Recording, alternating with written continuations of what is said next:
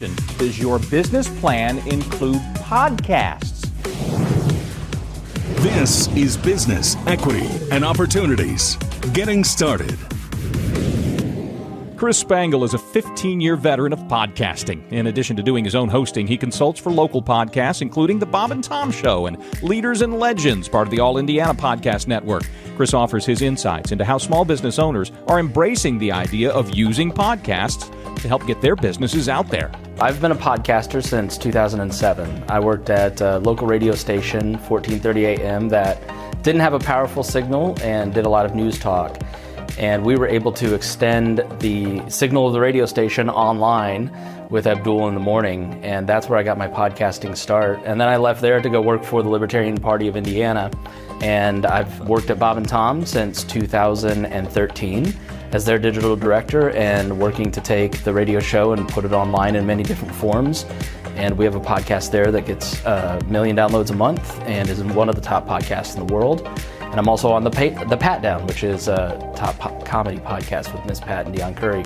I also do podcast consulting. I've taken all this knowledge and now I work with people to help develop podcasts for their own businesses, for their hobby. I think people would be surprised at how much work goes into a podcast. There are 4 million podcasts, almost 5 million podcasts, and roughly 30 to 40% of those are active. And most podcasters never get past 7 episodes. And that's because it takes a lot of time to prep. And so working in radio, I see the amount of preparation that Tom Griswold puts into the Bob and Tom Show, and it's hours to go into that 4-hour show. Doing my own podcasts, it's reading a lot to put it into, thoughts about current events. I think people think that if I just sit down with my friends and do a podcast and chit-chat, then I'll just take off like Joe Rogan. But you do have to have some strategy behind it. If you want to build an audience, the more work you put into pre- and post-production, the better the on-air quality will be, and the more audience you'll build over time. So I think that's the thing that people would find out is the most surprising part. It's not just people chattering away. Some are, but the best podcasts don't do that. So in terms of marketing, especially online, you've always had images like photography or memes. You've had written word in blogging and various copywriting. You've had video come on over the last 10 years with the rise of YouTube and people hiring firms to feature their show. But audio has been left out of that mix. And major platforms are starting to pay attention to audio now that they can monetize it. Monetization on a mass scale like YouTube ads have done for video has come into the podcasting space over the last 3 years. And so that means that more major tech companies are moving into the space and creating new technology, which affords networks like mine the ability to monetize.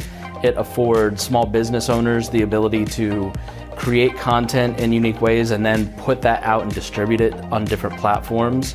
And it's a cheap form of content marketing. It's cheaper to hire someone to help edit your podcast, produce your podcast, than it is to create those large videos that are 2 minutes that live on your YouTube that maybe 200 people will watch.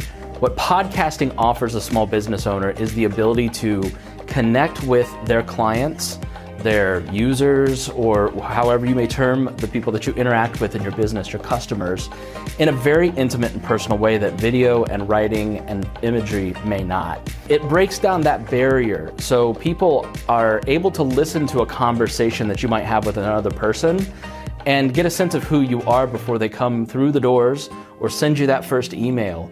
And in a world where people are a little bit more shy than maybe they used to be, they're a little more introverted, it allows them to put a human face on the contact before they actually reach out. You're also able to use it for lead generation. If I were to send a message to the leader in my industry and say, can I get lunch? Can I sit down and take an hour of your time across from you on your desk and chat? They might say no, right? That's a big lift for somebody who is at the top of their business vertical. But thanks to the use of everybody's own vanity, you can ask for an hour-long conversation on a podcast.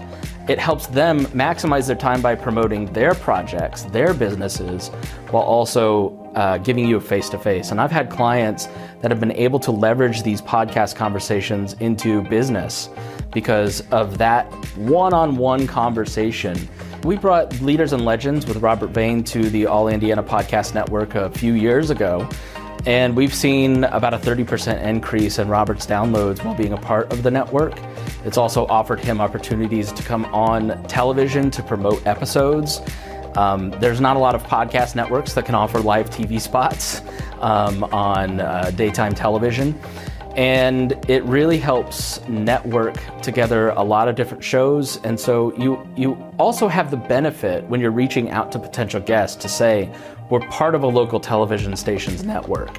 Robert has been able to use his presence on your social media, in your email newsletters, on TV, to persuade guests that he might not have gotten otherwise. I think the future for podcasting is huge. Right now, about 40 to 50% of people listen to podcasting. One major CEO of a podcasting company just said that is going to be 90% within the next 10 to 20 years. If you're interested in starting a podcast, I run a group called IndianaPodcasters.com. We have a meetup every couple months where you can come and meet a bunch of other podcasters. It's a very safe place to come and ask questions. 25% of the people that show up to that are usually looking to start a podcast.